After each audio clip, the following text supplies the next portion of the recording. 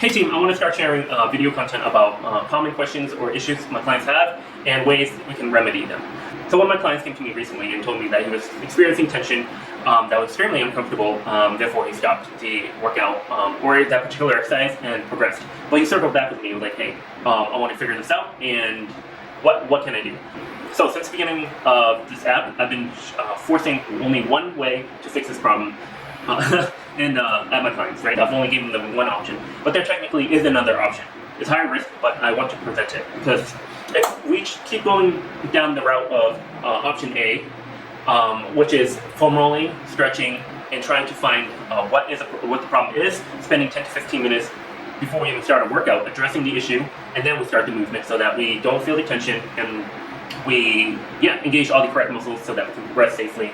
But that is not the most effective way for everybody. I'm not trying to set you up for injuries. I'll be honest with you about this other option that you can take, but yeah, this is the one I've been recommending. Unfortunately, for some clients, they don't enjoy it, and the number one thing about health and fitness is that adherence and consistency is a primary driver of success. Some people have it worse. Some people literally, when I used to work at Equinox, I'll spend half an hour with a client trying to foam roll and stretch and getting them move to gain that tiny little bit of mobility to be able to work with it to try to solidify it into their daily life and have that become permanent. And again, I was there to hold clients' hands through it because they paid me, forcing them to do it, and they just show up. But virtual clients are different. You have to be self-motivated and you have to discipline yourself to perform these movements. So if you're not enjoying it and you can't motivate yourself enough to actually adhere and be consistent with it, it's not doing you any favor. I've had clients in the past where we hit a roadblock, hey, you need to start working on this issue.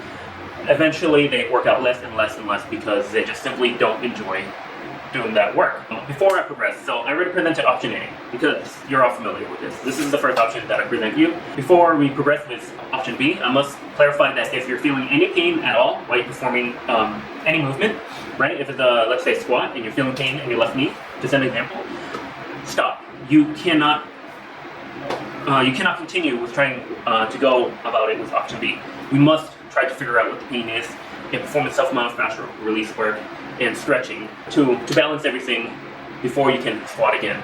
Or there are other ways. Like if you're squatting extremely, the only time you experience pain is when you're squatting with heavy weights and heavy loads. Then we just simply go lighter. We got to work together though when there's pain.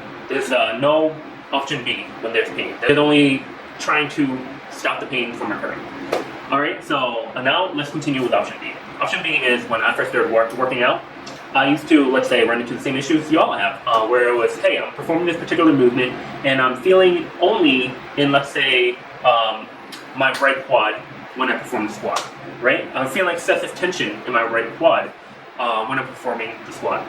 The forums told me, hey, it's because your right quad is extremely weak compared to your left, therefore, just keep repeating the movement. Eventually that issue will go away.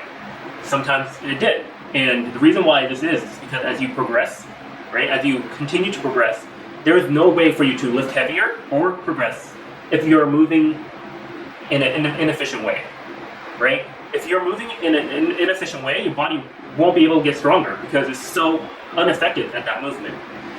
This is the big thing about my squats. When I was developing my squats, right, I used to let my knee drive forward when I was squatting. My knees would drive forward and I felt all the tension in my quads.